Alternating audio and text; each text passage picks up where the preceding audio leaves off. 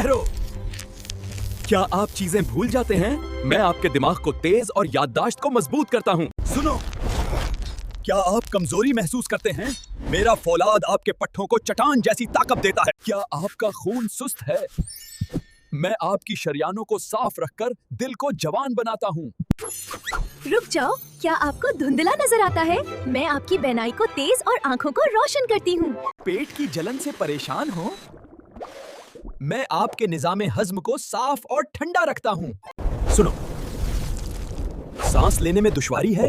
मैं फीफड़ों की सफाई करके आपकी सांस बहाल करता हूँ। ठहरो, हड्डियों की मजबूती चाहते हो? मैं आपके ढांचे को टूटने से बचाता हूँ। होशियार!